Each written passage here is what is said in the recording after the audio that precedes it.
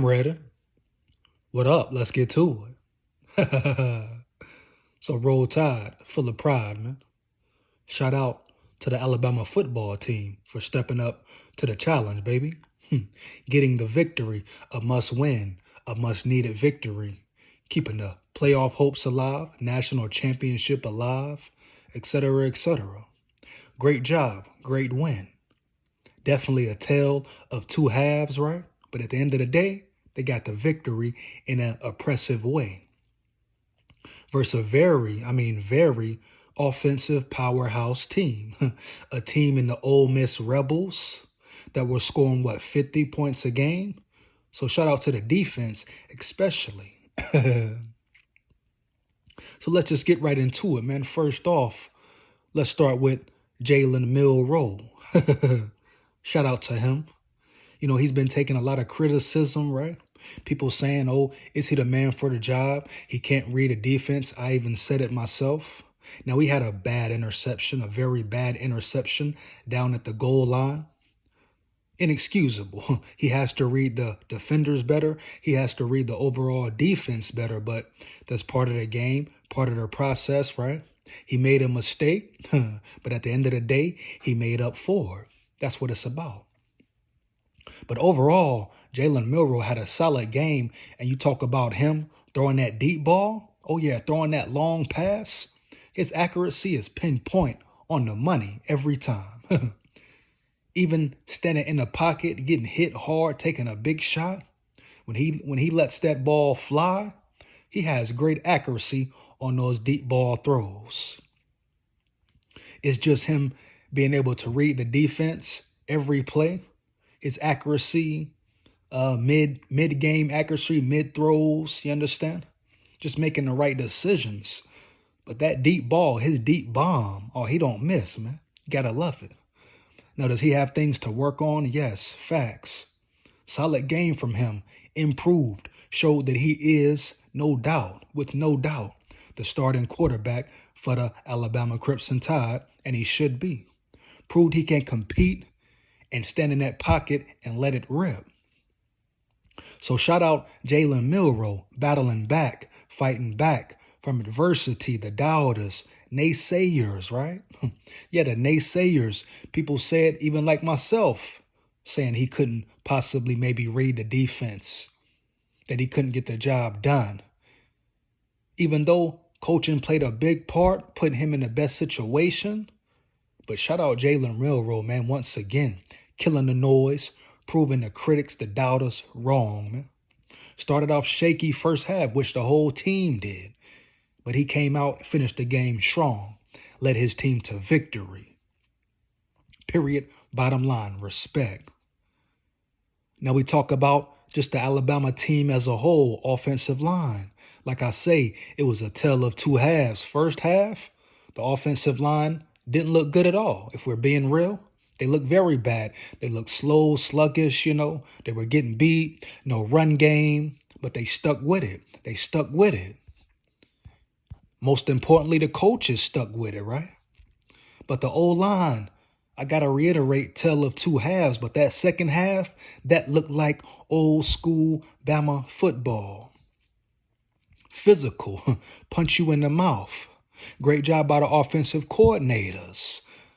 Tommy Reese, about time he gets it together. Now it's going to be a challenge, continuing to improve and getting better. But they got off on the right start, right? Bama finally looked like the Bama of old. Physicality. Them boys up front looking mean, right? Being physical, running the ball. That's Bama football. Hit you in your mouth. Smash mouth football. So shout out to the trenches, man. The trenches who have been the weakest point so far on the Bama team. But they stepped up and they showed out, especially the second half. And that shows you right there that Bama can still run that rock, tote that tater.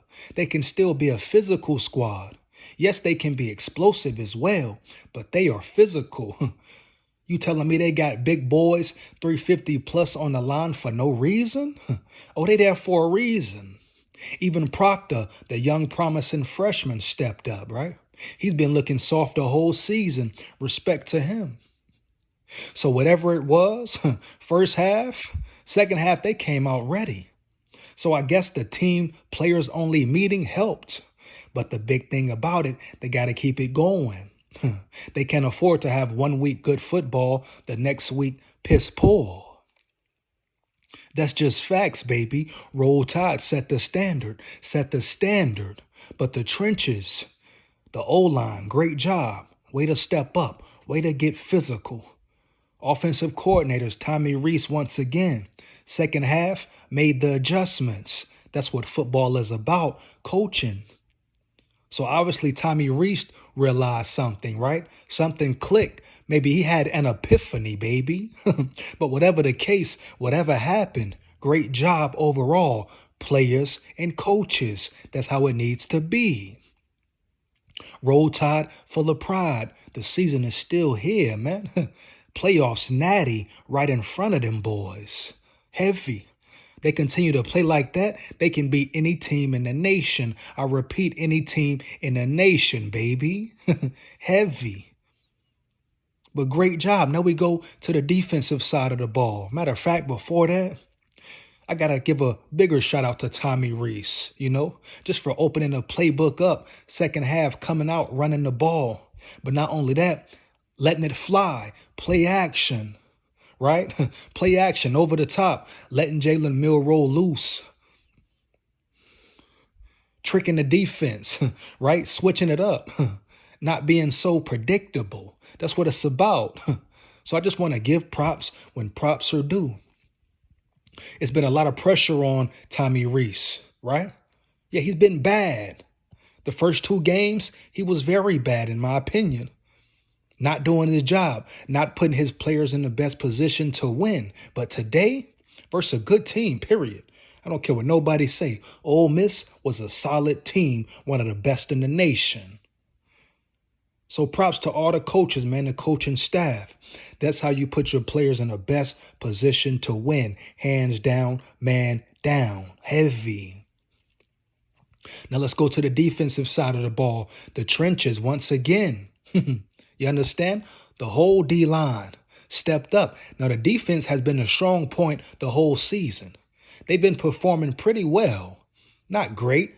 They needed to make improvements. Been giving up big plays here and there. They had a lot of things to fix, but they did it. And today could be the spark that they needed. The defense looked like the Bama defense of old as well. Physicality, finally getting pressure on that quarterback, right? Getting sacks, accumulating sacks, guys in the backfield, in the quarterback's face, looking like they know how to play football, running around, right? Really applying pressure to an Ole Miss Rebels offense who was scoring 50 points a game, right? One of the best offensive scoring offenses in the nation, baby. You understand me? Respect, props to the Alabama defense, especially the D-line. They stepped up today. They look competent.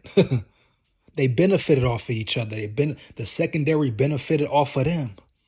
Shout out to the linebackers, next level, running around, flying around. They gave up some plays.